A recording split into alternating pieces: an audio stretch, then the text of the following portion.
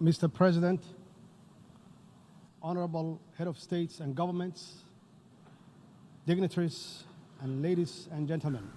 mudana madaxweyne madaxda sharafta leh wufuudda mudanayaal iyo marwooyin waxaa sharaf weyn ii ah inaan hadal ka jeediyo fadhiga 74aad ee shirweynaha qaramada midoobay waxaan si dhab ah u aaminsanahay in shirweynahani uu qayb lixaad leh ka qaato in la helo dadaalo dhinacyo badan oo ku aadan ciribtirka saboolnimada waxbarasho tayo leh xal u helista cimilada iyo in la xoojiyo wadajirka si sare loogu qaado ajandaha caalamiga ah ee in la helo horumar ay bulshadu udub dhaxaad u tahay si dhammaan loo gaaro barwaaqo iyo baraare. inteenaan ku sugan halkan waa in aan garwaaqsannaa islamarkaana ka shaqaynaa sidii aan u hubin lahayn in aan cidlo lagaga tegin qof iyo waddan toona marka qarnigan ku astaysan isku xirnaanta iyo isku tiirsanaanta la baadigoobayo horumarka iyo barwaaqada. dowladda federaalka Soomaaliya waxa ay si diiran u soo dhaweynaysaa halku-dhigga sanadkan ee shirweynaha qaramada midoobay oo dhammaanteena xusuusinaya muhiimadda ay leedahay in aan labanlaabno dadaalkeenna innaga oo iskaashi caalami ah oo intaan ka badan yeelanayna si aynu u hubinno in dal kasta oo inaga mid ihi gaaro yoolalka horumarka waara ee yaraynta saboolnimada sare u qaadidda tayada waxbarashada wax ka qabashada saameynta taban ee isbeddelka cimilada iyo in dhammaan dadaalada gudaha dalalkeenna ku salayno iskaashi iyo hannaan loo dhan yahay. noocyada kala duwan ee iskaashiyadu waa waajib haddii aan doonayno in aan ka gudubno caqabadaha ugu waaweyn ee aan wadaagno wakhtigan sida amniga saboolnimada iyo isbeddelka cimilada. adduunkan isku xirmay ma jiro waddan si kasta oo uu qani u yahay u awood badan yahay una diyaarsan yahay keligii u babacdhigi kara caqabadaha caalamiga ah ee u baahan in si wadajir ah wax looga qabto loogana jawaabo.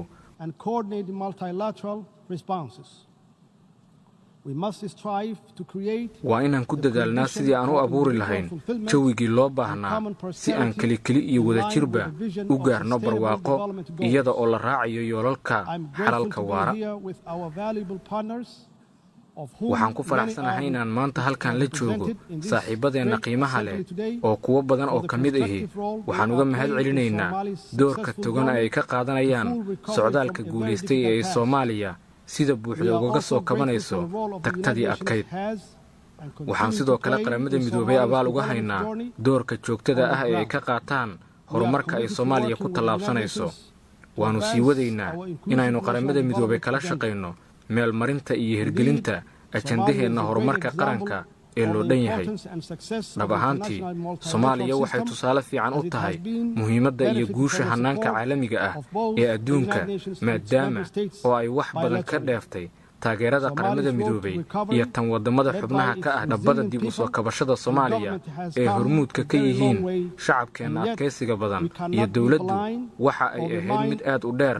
haddana indhaha kama qarsan karno kamana aamusi karno sida aan uga xunnahay sinaan la'aanta kordhaysa saboolnimada iyo qoqobka ka dhashay cara-idegaynta globalization aan cadaaladda ahayn ee adduunka ku baahay wakhtigan.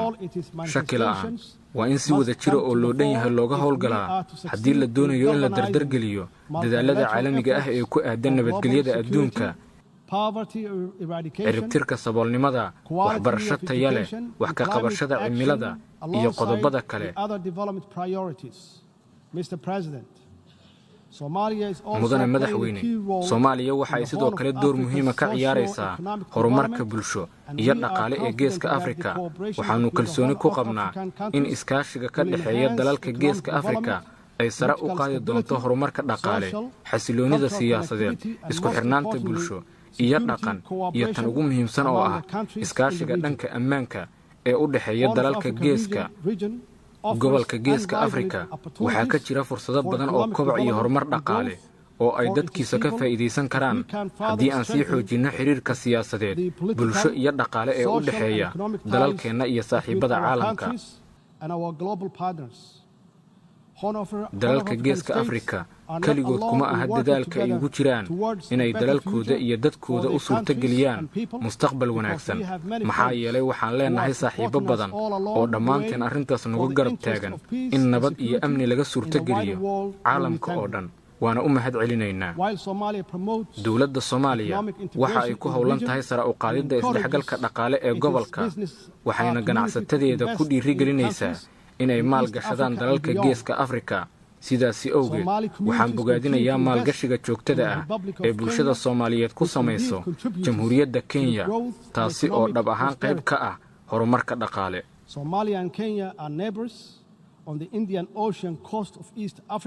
Soomaaliya iyo Kenya waa laba waddan oo deris ah, isla markaana ku teedsan xeebta Badweynta Hindiya oo leh xiriir saaxiibtinimo oo nabadeed. Abaal ayaan Kenya uga haynaa taageeradii hagar la'aaneed ee ay sannado badan la garab taagneed shacabka Soomaaliyeed. Walow xiriirka guud uu fiican yahay, haddana xuduudda weli lama jaangoyn. taas ayaana sal u ah isfahamwaaga u dhexeeya labada dal ee walaalaha ah. wadahadalladii labageesoodka ahaa heshiis waa lagu gaari waayey. si marka loo helo xal nabadeed oo cadaalad ah sanadka 2014 Soomaaliya, iyada oo raacaysa sharciga caalamiga ah, ayay bilowday inay dacwadda horgeyso maxkamadda caalamiga ah ee cadaaladda oo ah hay-adda sharci ee ugu sarreysa qaramada midoobay.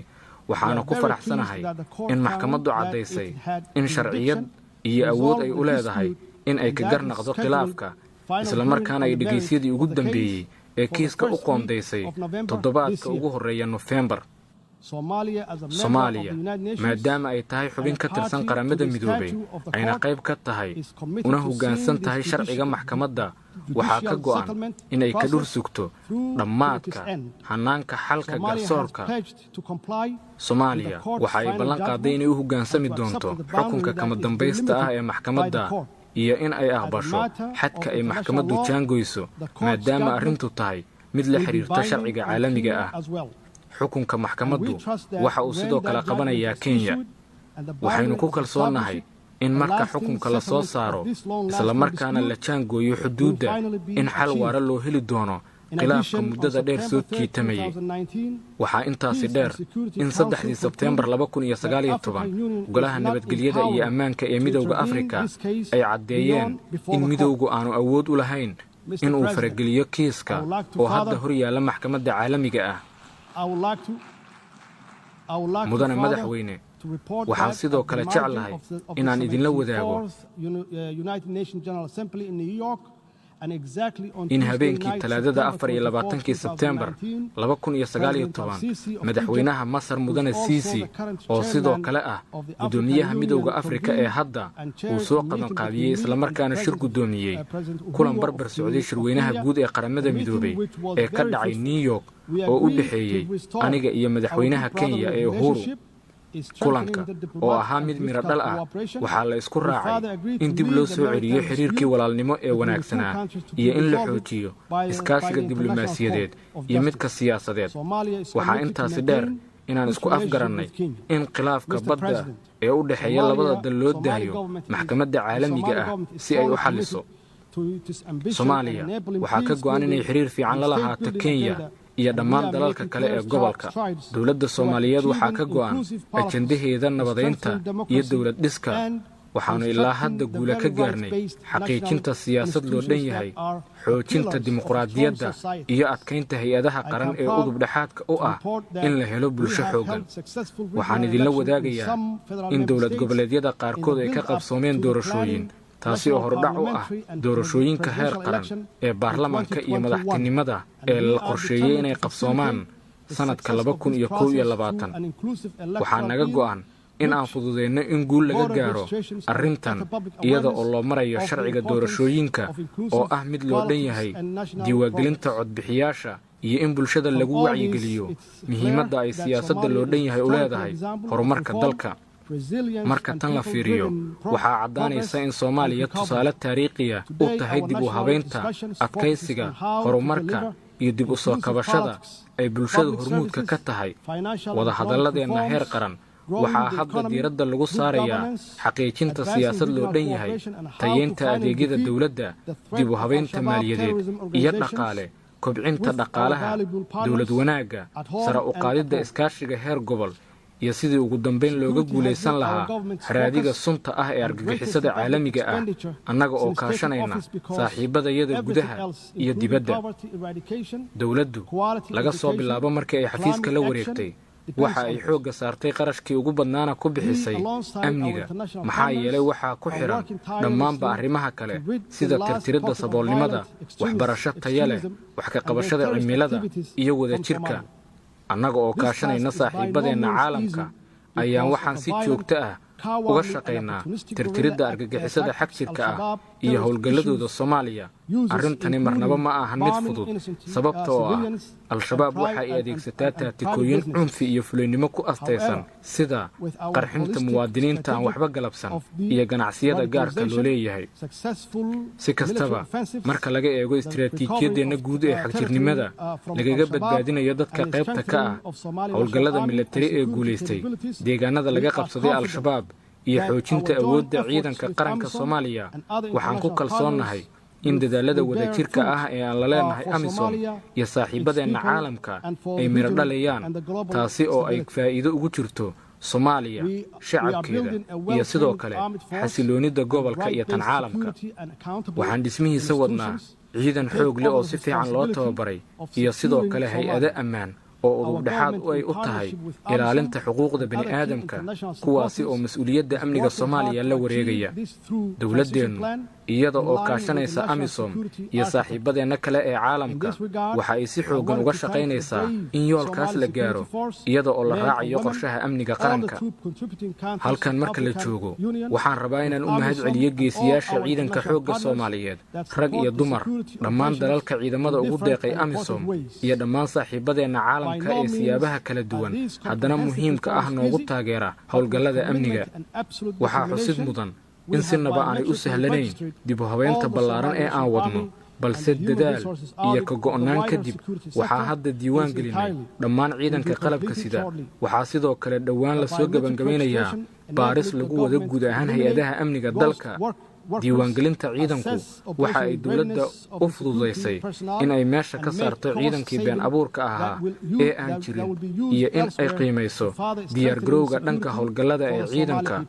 waxayna sidoo kale suurto gelisay in la helo dhaqaale lagu bixin doono meelo kale si loo adkeeyo amniga dadka Soomaaliyeed.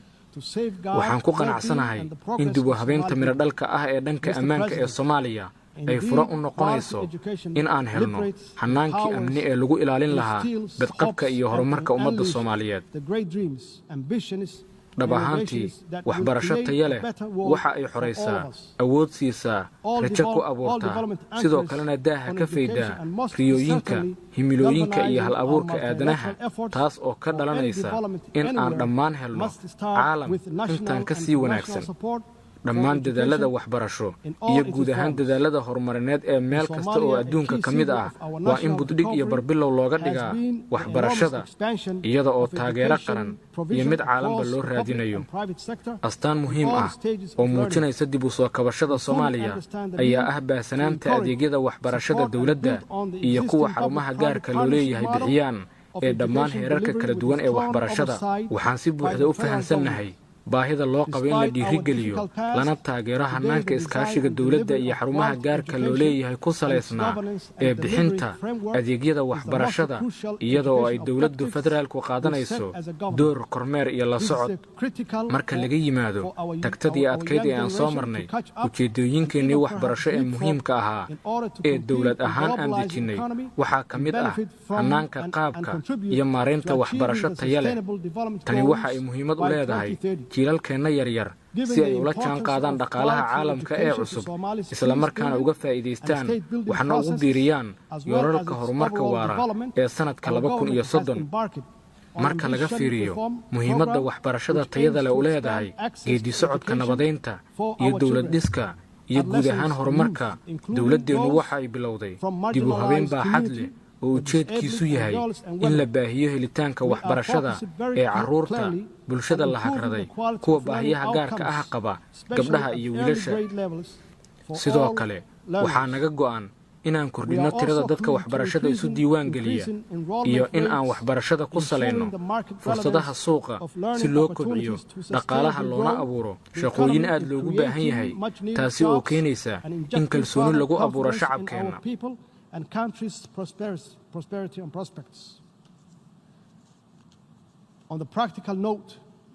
waxaa xusid mudan in dowladda federaalka Soomaaliyeed ay ku howlan tahay diyaarinta manhaj qaran oo tayo leh isla markaana loo dhan yahay iyada oo taas ay barbar socoto dayactirka dugsiyadii hore ee dowladda in aan abuurno dugsiyo farsamo gacanta lagu barto iyo sidoo kale in aan maalgelin ku sameyno macallimiinta iyo maamulayaasha dugsiyadeenna ee jiilka soo socda.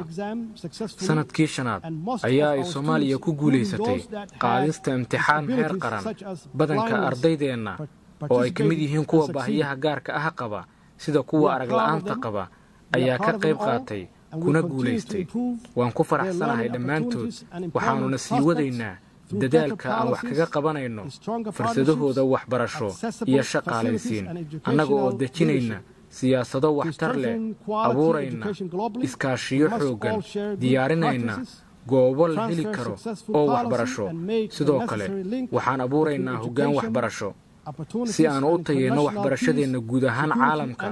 waa in aan dhammaan isweydaarsanaa tijaabooyinka muhiimka ah isla markaana isla wadaagnaa siyaasadaha miradhalka ah isla markaana abuurnaa dabarkii isku xiri lahaa waxbarashada fursadaha nabadgelyada ammaanka iyo horumarka caalamka.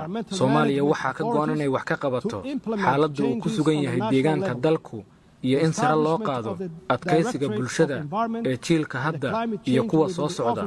Soomaaliya waxa ay qaaday tallaabooyin waaweyn iyada oo hay-adda maareynta deegaanka ku jihaysay in ay sameeyaan isbeddello heer qaran ah. tusaale ahaan yegleelidda waaxda deegaanka iyo isbeddelka cimilada ee xafiiska ra'iisul wasaaruhu waa tallaabo dhanka saxda ah loo qaaday waxaanuna ku kalsoonahay in waaxdaasi ay si waxtar leh u hoggaamin doonto dhaqangelinta shuruucda iyo siyaasadaha deegaanka. tani waxa ay caddayn u tahay sida ay nooga go'an tahay in aan wax ka qabanno cimilada si loo helo deegaan fiican nadiif ah isla markaana barwaaqaysan. run ahaantii isbeddelka cimiladu waa halis kordhinaysa musiibooyinka deegaan. Soomaaliyana maadaama ay tahay dalka ugu xeebta dheer gudaha dhulka qaaradda Afrika waxa ay wajahaysaa saamaynta kororka heerka badda iyo heerkulka taasi oo ay siyaadisay xaalufinta deegaanku. abaartii 2017 ee Soomaaliya waxa ay saameyn weyn ku yeelatay deegaanka dhaqaalaha iyo kheyraadka dabiiciga ah ee dalka waxaana dhaawac lagu qiyaasay 600 oo milyan oo dollarka Mareykanka ah soo gaaray dabeecadda. hoos u dhaca ku yimaaday wax soo saarka dabiiciga ah waxa uu caddayn u yahay in waqti adag uu ku soo fool leeyahay dhaqaalaha Soomaaliya ee xoolaha ku tiirsan maxaa yeelay kheyraadkii daaqsinka ee gobollo ka mid ah Soomaaliya waa ay idlaadeen. tan ayaa saamayn toos ah iyo mid dadbanba ku yeelatay nolosha 6.2 milyan oo qof taasi oo u dhiganta 60% guud ahaan dadweynaha oo ku tiirsan xoolo dhaqashada. sababtan awgeed waxaa dhici karta in dib u soo kabashada dhaqaalaha Soomaaliya uu qaato waqti badan maxaa yeelay waxaa saamayn ku leh masiibooyinka cimilada la xiriira ee soo noqnoqday. waxyaabaha keena nuglanaanta Soomaaliya waa ay badan yihiin waana cakiran yihiin sidaasi darteedna waxa ay u baahan yihiin in loo helo xalal waqtiga fog ah oo dhammaystiran si qorshaha horumarka qaranka iyo dib u soo kabashada Soomaaliya loo dhexgeliyo maareynta kheyraadka dabiiciga ah iyo ajandaha deegaanka ee caalamiga ah. casharada aan ka baranay khibradeenna waxa ay tilmaamayaan in si degdeg ah loogu baahan yahay wax ka qabasho deegaan si loo xalliyo dhaawaca ballaaran ee deegaanka soo gaaray oo halis ku ah mustaqbalka aan wadaagno. mudane madaxweyne aan kuu xaqiijiyo inay si buuxda uga go'an tahay dowladdayda natiijooyinkii ka soo baxay heshiiskii Baariis iyo sidoo kale heshiisyadii deegaanka ee caalamiga ah kuwaas oo ilaalinaya arladeenna iyo mustaqbalka inaga wada dhexeeya. halkan marka la joogo waxaan si adag ugu baaqaynaa dhaqangelinta iyo hirgelinta buuxda ee go'aanka golaha ammaanka qaramada midoobay ee 751 kaasi oo dhammaan dalalka xubnaha ka ah ku waajibinaya inay qaadaan dhammaanba tallaabooyinka lagama maarmaanka u ah ka hortagga dhoofinta iyo la soo degista dhuxusha ee tooska ah iyo tan dadban ee Soomaaliya. Tani keliya ma badbaadinayso deegaanka, balse waxa ay sidoo kale argagixisada caalamiga ah ka joojinaysaa il dhaqaale oo ay ku tiirsan yihiin si ay u dhibaateeyaan dadka aan waxba galabsan iyo kuwa nugul ee bulshada. Saboolnimadu waxa ay ka mid tahay cudurrada ugu daran ee dal la soo gudboonaan kara. Dowladda Soomaaliya waxa ay si adag bulshadeeda ugala shaqaynaysaa dhisitaanka mustaqbal ifaya oo ka maran faqri. Waxaan hadda qarka u saarannahay inaan dhammaystirno qorshaha horumarka qaranka ee 9aad, kaasi oo hagi doona siyaasadda iyo habka la dagaalanka saboolnimada ee Soomaaliya.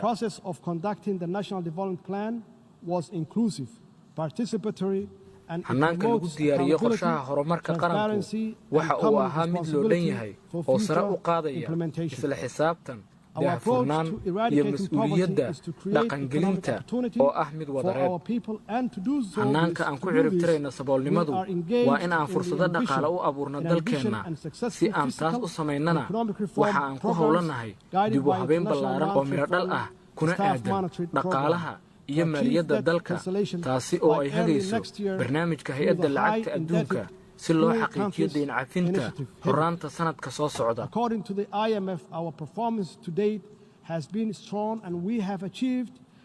Sida ay hay-adda lacagta adduunku qabto, guusha aan ilaa hadda gaarnay waa mid weyn. Waqtiga gudaheedna waxaa noogu qabsoomay wax badan. Waxaan ku howlannahay inaan si joogto ah u kordhinno dakhliga gudaha, hagaajinno hannaanka miisaaniyadda qaranka, iyo in aan nidaamkeenna dhaqaale ka dhigno mid daahfuran oo la isku halayn karo. Waxaan si dhow saaxiibadeenna caalamka iyo daneeyaasha sida shacabka Soomaaliyeed iyo hay-adaha maaliyadda ee adduunka ugala shaqaynaynaa sidii Soomaaliya deynta looga cafin lahaa.